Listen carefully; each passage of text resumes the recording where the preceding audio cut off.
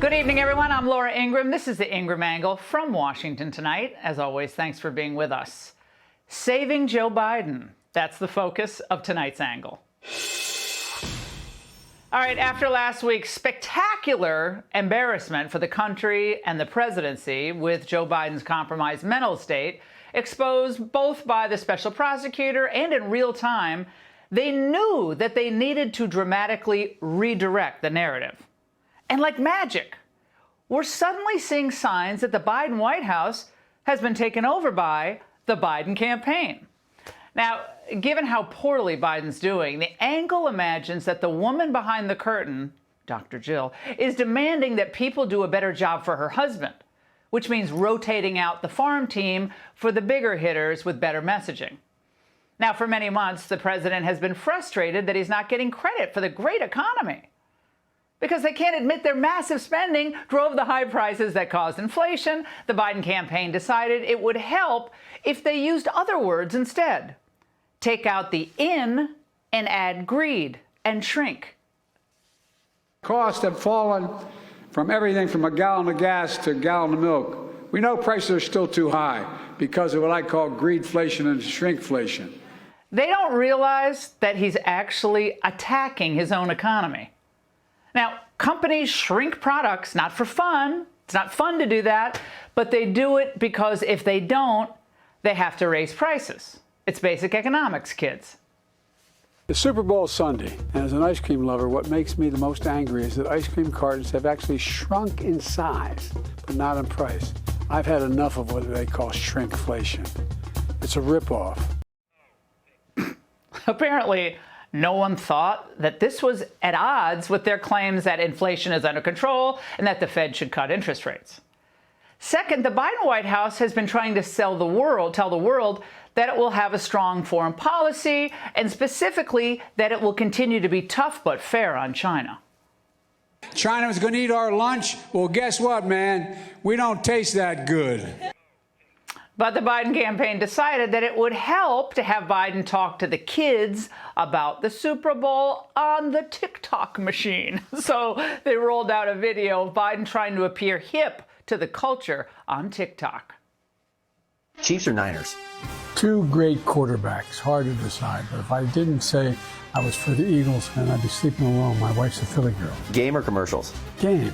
Game or halftime show? Game. Jason Kelce or Travis Kelce? Mama Kelce. I understand she makes great chocolate chip cookies. Deviously plotting to rig the season so the Chiefs would make the Super Bowl, or the Chiefs just being a good football team? I'd get in trouble if I told you. Trump or Biden? Are you kidding? Biden. Of course, using TikTok because some Gen Y consultant tells them that that's a good way to reach the youth vote is just idiotic. The Biden people can't ask for $100 billion for Ukraine and Taiwan when he's literally using the CCP's propaganda machine to help him get reelected. Every Republican being browbeaten right now to vote for this war-a-palooza should say, as long as your candidate is the official candidate of China's TikTok, go fly a kite. Here's our foreign policy view at the Angle.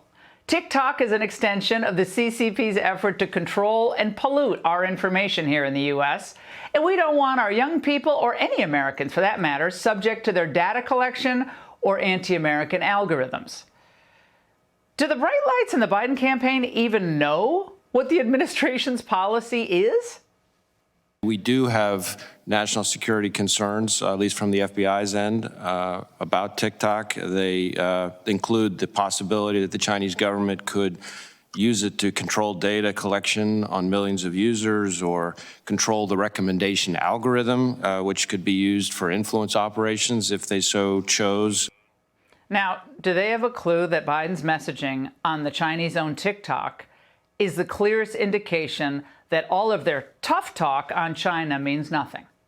This is cognitive dissonance by the cognitively challenged. Now, speaking of messaging at cross purposes, the Biden White House has been trying to convince Israelis that we always are going to have their backs. As long as the United States stands, and we will stand forever, we'll not let you ever be alone.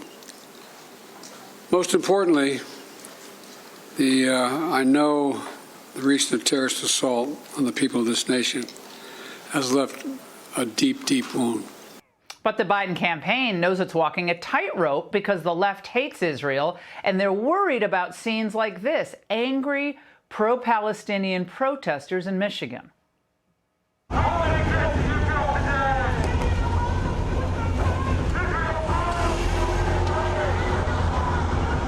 So they decided it would help to leak stories about how Biden despises Bibi Netanyahu, how he curses him out behind closed doors and calls him a bad effing guy.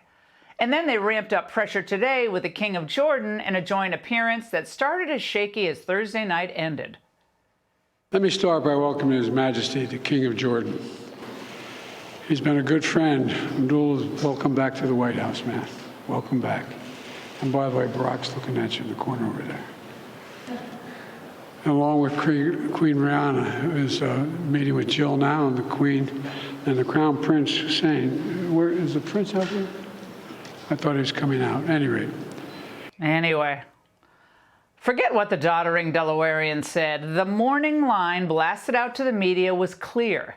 He hates Netanyahu as much as all those pro-Palestinian voters in Michigan hate him.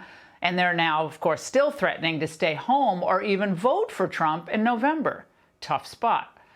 Now, Biden's campaign thinks it's being clever here, but given the feeble state of the commander-in-chief and the mixed messages, the messaging comes off not as competent and clear, but craven and confusing. Of course, all along, Biden has bragged on and on about how his appointment of first, the most diverse administration in history. I promised the administration it would look like America, and I'm proud to have the most diverse administration in all of American history. But the truth is, focusing on first and not talent meant that the caliber of people Biden hired are, to put it kindly, well, it's subpar. It's not just that they're unintelligent, they're literally advancing an agenda which could be summed up in 4 words: the path to socialism.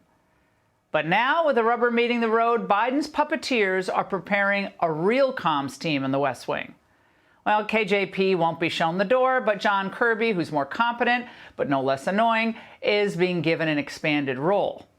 Of course, the White House insists that this is not at all a slight of the profoundly talented Karine Jean-Pierre. It was with like 2 minutes left in the first half, and I got a phone call from somebody here. I assumed it was a butt dial from somebody who was watching the game, but they were calling to make sure that we know that John Kirby getting promoted is not a demotion for the press secretary, Karine Jean-Pierre. So basically, John Kirby is just going to have an expanded portfolio here. Yeah, it's campaign mode now. What else are they going to say? That KJP has been an unmitigated disaster? Of course, the campaign to save Joe also has to include a campaign to resurrect the moribund political reputation of Kamala Harris. A go-to line of Republicans today, of course, is, don't forget, a vote for Joe is also a vote for this woman who, when not laughing like a jackal on meth, is claiming they just need to talk about all their accomplishments a lot more. We have a lot of accomplishments, and I think what the American people want most in their leaders is that we actually get things done, and we have done it. We haven't taken adequate credit for it, frankly, and we got to do a better job of getting the word out about what we have accomplished and who did it. And today in the Journal, we see that the VP is casting herself as up to the task, telling the reporter, "I'm ready to serve. There's no question about that." Everyone who sees her on the job walks away fully aware of her capacity to lead.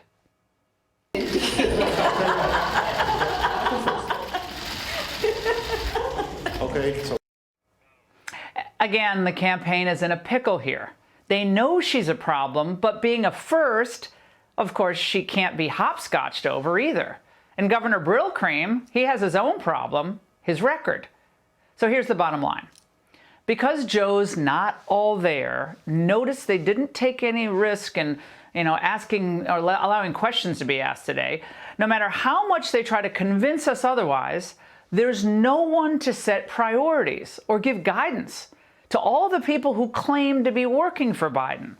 So rather than trying to advance their policies in any coherent form, they're simply firing out videos and press releases and TikTok stuff in response to whatever they're hearing from their focus groups, even if those videos and those press releases are totally inconsistent with what the administration has been saying elsewhere.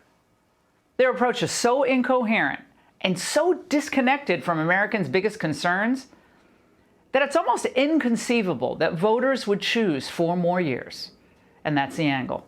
Hi, everyone. I'm Brian Kilmeade. I want you to do me a favor. I want you to click to subscribe to the Fox News YouTube page. This is the only way that I know for sure that you're not going to miss any great commentary, any great news bites, any great interviews coming your way on Fox. You can get it all here on YouTube. So subscribe right now.